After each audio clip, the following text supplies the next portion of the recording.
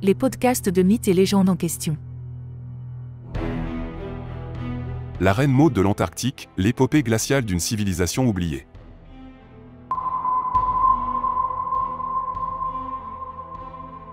Il y a plus de 14 000 ans, avant la dislocation du monde, une civilisation humaine d'une race blanche prospérait dans des terres lointaines et pas encore glacées de l'Antarctique.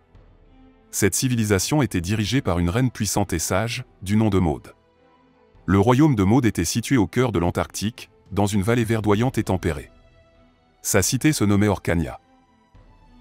Elle était dotée d'infrastructures gigantesques et abritait des centaines de milliers de personnes. La reine Maude était une femme d'une grande beauté, mais ce qui la rendait vraiment remarquable était sa profonde culture et son amour pour son peuple. Elle avait hérité du trône à un jeune âge, mais elle avait rapidement prouvé qu'elle était une dirigeante extraordinaire. Sous son règne, la civilisation blanche de l'Antarctique avait prospéré. Les habitants de son royaume étaient des explorateurs intrépides, adaptés à la vie dans ce climat impitoyable. Ils avaient développé des technologies avancées pour survivre dans l'Antarctique, y compris des dômes de glace et des systèmes de chauffage alimentés par des sources d'énergie géothermique. Ils avaient également réussi à cultiver des plantes résistantes au froid et à élever du bétail pour subvenir à leurs besoins. La reine Maude elle-même était une scientifique émérite et une grande chercheuse.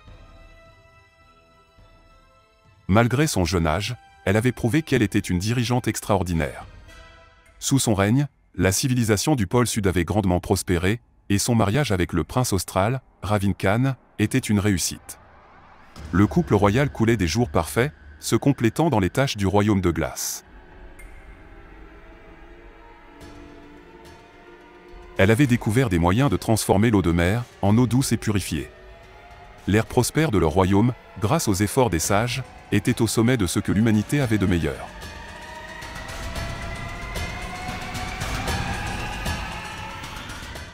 Mais la plus grande réalisation de la reine Maude était la création d'une alliance avec les créatures de l'Antarctique.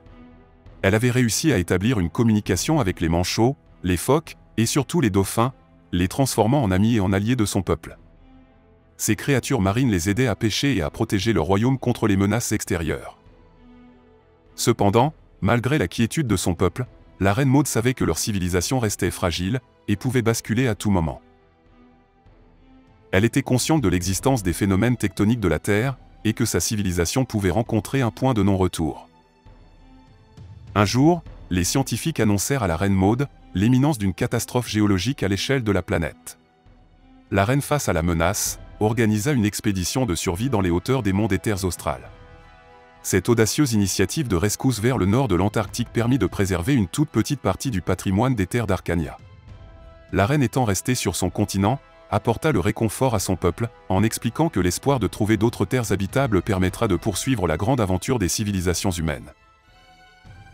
Son voyage astral pouvait alors commencer.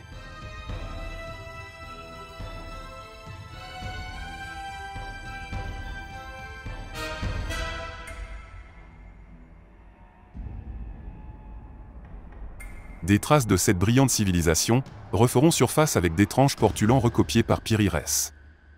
En effet, ce navigateur amiral intrépide de la marine turque, au XVIe siècle, mentionna et dessina clairement les territoires de la reine Maude.